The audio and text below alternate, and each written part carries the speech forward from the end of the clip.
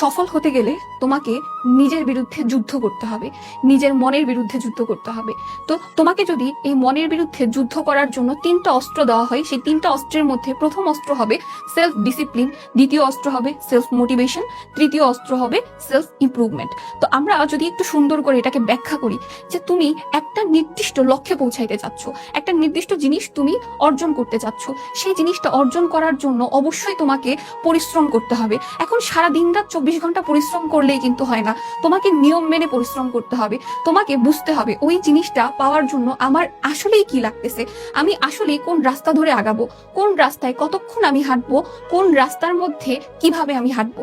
এই যে জিনিসটা তুমি কতক্ষণ হাঁটবে, কিভাবে হাঁটবে, এই জিনিসটা তুমি যখন ফাইন্ড আউট করতে পারবা এবং তুমি তোমাকে ওইভাবেই চলার জন্য প্রস্তুত করতে পারবা এবং নিয়মিত তোমার সেই জিনিস অর্জন করার আগ পর্যন্ত যখন তুমি চলতে পারবা, তখন তুমি আত্মনিয়ন্ত্রণ বা তোমার সেলফ ডিসিপ্লিনের মাধ্যমে কিন্তু তুমি সফলতা অর্জন করতে পারবা। এটা কিন্তু অনেক কঠিন একটা বিষয়, এটা তুমি একদিনে চাইলেই কিন্তু পারবা না। এই জিনিসটা পারার জন্য তোমাকে লম্বা সময় প্র্যাকটিস করতে হবে। তোমার নিজের অনেক সময় মন চাইবে না এটা করার জন্য, কিন্তু মনকে জোর করতে হবে, কারণ মনের বিরুদ্ধে যুদ্ধ না করতে পারলে আলটিমেটলি তুমি পারবা না। দ্বিতীয়ত, তোমাকে যদি আমার বলে দিতে হয় যে না তোমাকে চান্স পাইতেই হবে, কেন চান্স পাইতে হবে? কারণ তুমি চান্স না পাইলে তোমার আব্বা আম্মা কষ্ট পাবে। তুমি চান্স যদি না পাও, তুমি এখন যে সার্কেলটার মধ্যে আসো, তুমি এখন যে জোনটার মধ্যে আসো, সেই জোনটাতে কিন্তু তুমি বের হয়ে যাবা। কারণ তোমার যে ফ্রেন্ডরা আছে, অর্ধেক মেডিকেলে পড়তেছে, অর্ধেক ভার্সিটিতে পড়তেছে, অথবা তারা অনেক ভালো ভালো জায়গায় পড়ালেখা করতেছে, বা অর্ধেক নার্সিং এর চান্স পেয়ে গেছে। তো তুমি কি করছো? তুমি কিছুই করতে পারো নাই। এই যে জিনিসটা, এই জিনিসটা যদি আমার তোমাকে বলে বুঝাইতে হয়, আলটিমেটলি কিন্তু এটা লাভ নাই।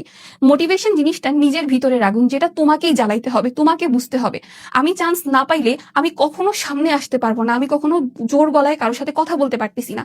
তাহলে আমি কেন অপেক্ষা করব? আমি কেন কষ্ট করতেছি না? আমি কেন পরিশ্রম করতেছি না? আমি কিসের লোভে আমি এখনো পর্যন্ত বসে আছি?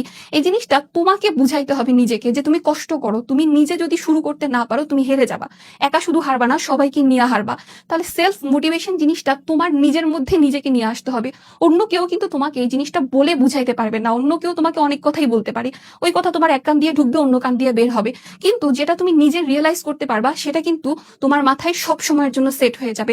এখন তুমি একটা নিয়ম মেনে সবকিছু করতেছো, তুমি নিজেকে সবসময় চাঙ্গা রাখতেছো পড়ার জন্য, মনে করো তুমি 24 ঘন্টার মধ্যে 20 ঘন্টাই পড়তেছো।